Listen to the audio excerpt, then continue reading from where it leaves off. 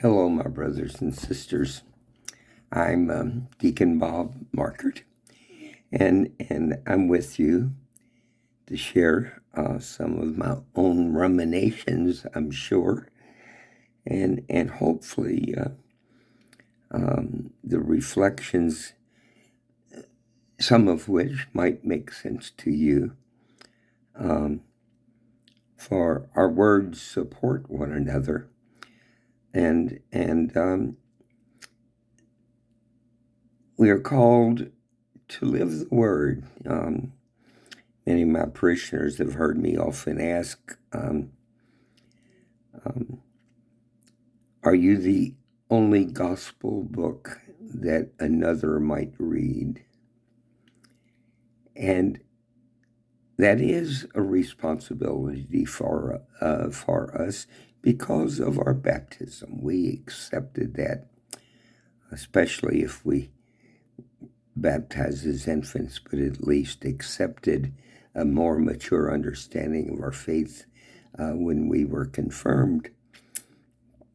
I don't think I was a whole lot more understanding because I was one of those people confirmed in the fourth grade back, when we rode dinosaurs to school.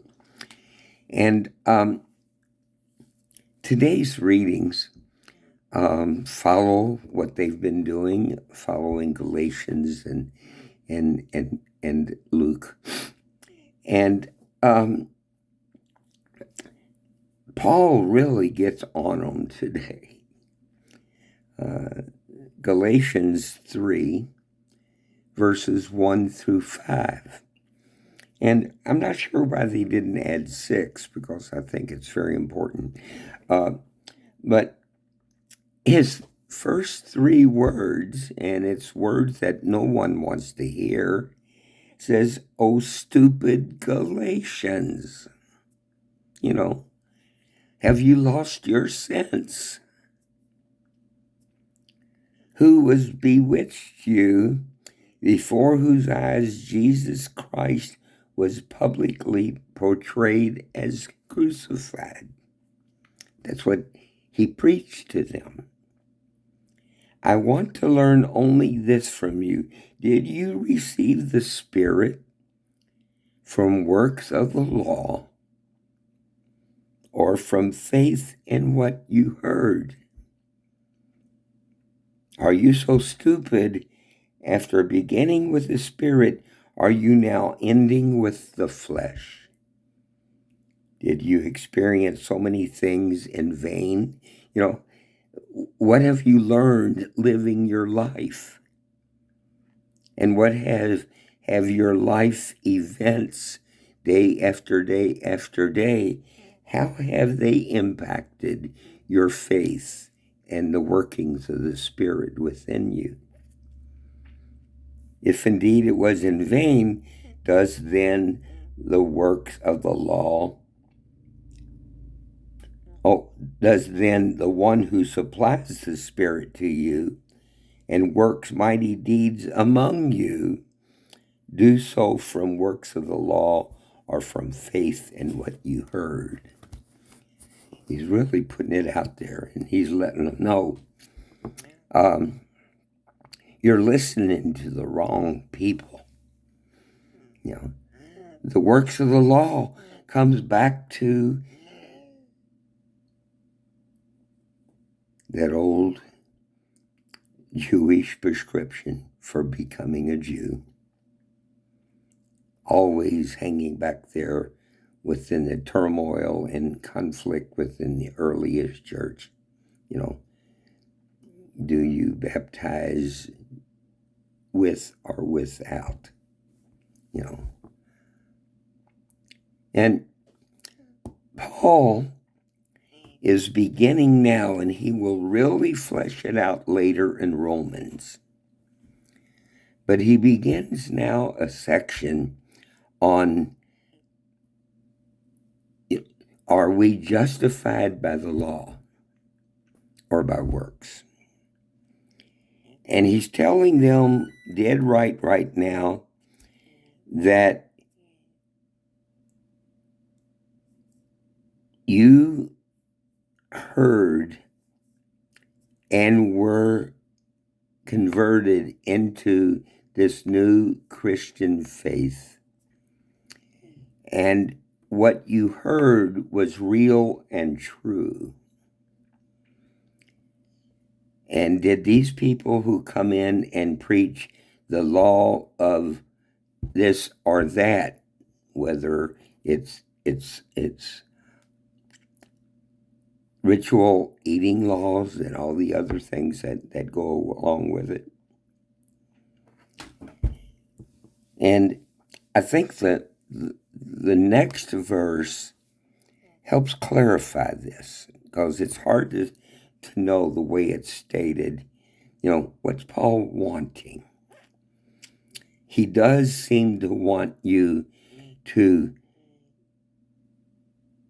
go from faith in what we heard, because that's what he was preaching. But the next verse makes it clear, because it says, he says, Abraham believed in God, and it was credited to him as righteousness. So Abraham, he is saying, falls directly into I heard and had faith part. And it makes it a little more clear. I don't know why they dropped it. Maybe it's tomorrow it begins the next section. I didn't look that ahead. We must go what we have heard with what we have heard, he says,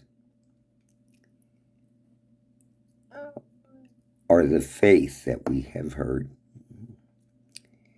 Because it's the faith that we hear which gets inside of us through our heart, and that heart transforms that throughout all our body.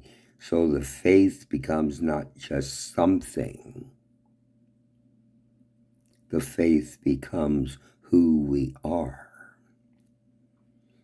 And when we look at ourselves, we can say to ourselves, most of my life, my decisions and my choices, the things I do and the things I have chosen not to do, many of those choices have been made through our hearts of faith. How is my God guiding me? How is this instance of my life an instance of pain or of enrichment? How does that help fill me out and complete me as a human person on the way to the reign of God? And so, like I say in Romans, you get into the justification by faith, and boy, he gets into it big time and heavy. The reading for the gospel is according to Luke chapter 11, verses 5 through 13. And the basic thought of this whole, pericope is that ask and you will receive. And he starts with Jesus said to his disciples, suppose one of you has a friend to whom he goes at midnight and says, friend, lend me 3 loaves of bread, for a friend of mine has arrived at my house from a journey, and I have nothing to offer him. And since I have nothing to offer him, I am not a good host. So please, friend, give me the loaves so I can get my honor back. Now, and the friend says, no, door's locked. I'm already in bed. Can't bother with you. And then Jesus says, if he doesn't get up for friendship to give him the loaves, He will get up because of persistence. And we are invited to persist, be insistent with our prayer.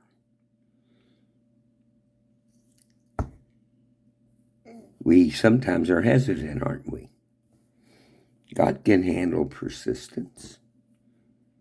And a person who needs 3 loaves of bread in our society just needs 3 loaves of bread.